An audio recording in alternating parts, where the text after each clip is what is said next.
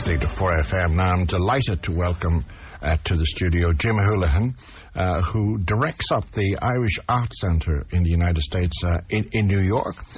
And the reason he drops in to say hello this evening is because the GA Museum at Croke Park are opening tonight a fascinating exhibition on the legacy of fighting Irishmen, Jim. And in the United States of America, I suppose for the first 60 or 70 years, boxing, and before that, prize fighting, was dominated by the immigrant Irish, wasn't it? Yes, there were a lot of great champions, the great John L. Sullivan and Jim Corbett, and then the next generation, the Dempseys and the Tunneys and the Braddocks and the Kahns and McLarnans.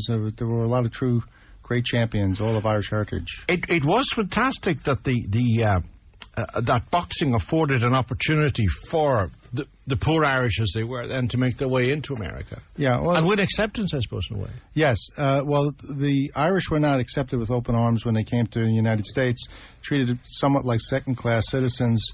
And I guess the same could be said also while Ireland wasn't a free country here. So the early champions really were tremendous heroes to the Irish people, both here and in the United States, and also paved the way, set the example, if you will, that they could achieve success by persistence and hard work. Yeah, John L. Sullivan, world champion, Jack Dempsey, yeah. Gene Tunney, a long list of them. Is that memory still alive in Irish America?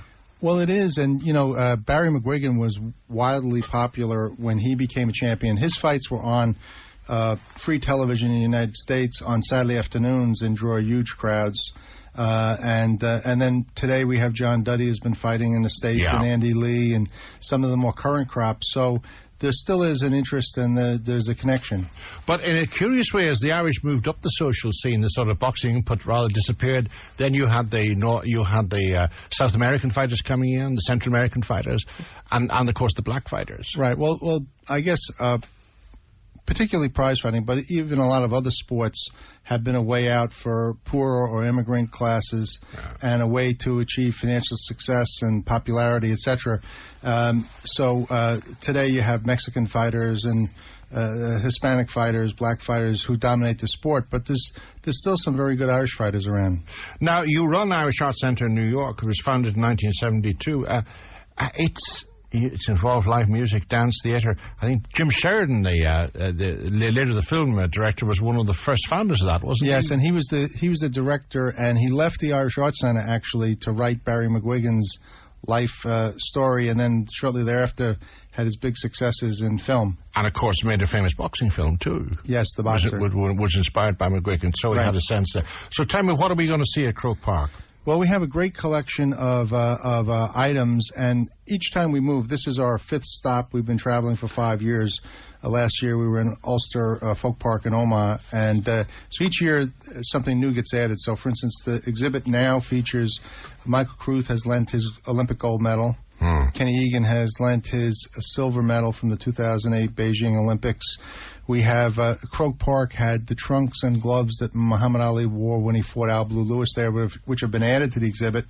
And then we have a great collection of film, photos, personal memorabilia. We have Barry McGuigan's outfit from when he beat Pedroza for the world title, for instance. Yeah. And we also have Dan Donnelly's mummified arm. You got his arm? Yes, we do.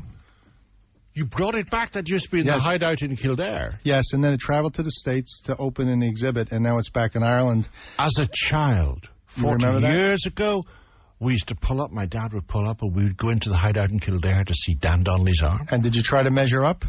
Absolutely, because he fought the Englishman Cooper in the hollow at the Curragh. Exactly. Yeah. Isn't it impressive to find somebody who knows his boxing history? Yes, it is. So Dan Donnelly's arm is up there. He's there, and we have a measuring stick, so you can his reach from his right shoulder was 38 inches, which is unbelievably long. Great advantage for a fighter. And we have a measuring stick, so you can measure up and see. Where is the rest of Dan Donnelly, Jim? I believe it's in a grave somewhere. Well, my goodness, we was going to see that.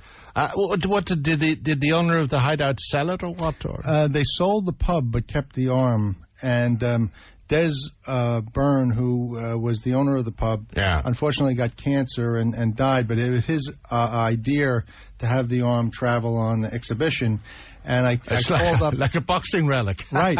And Pat Myler, the boxing writer, gave me the phone number, and I rang the house.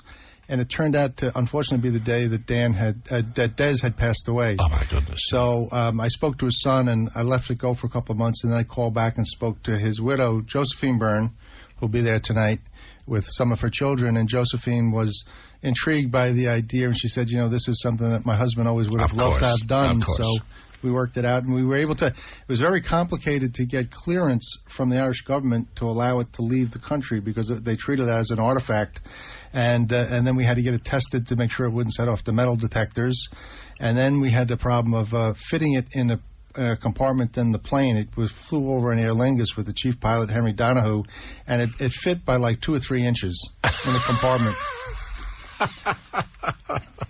Well, there you go. Well, I don't know where he is, Dan Donnelly, but how magnificent that his great arm has come back. Anyway, if you're listening in tonight, the exhibition is running at Croke Park for how long, Jim? Until August 31st. Then you can go to the GA Museum on the Cusack stand side and gain admittance. And it's open all day, isn't it? Yes.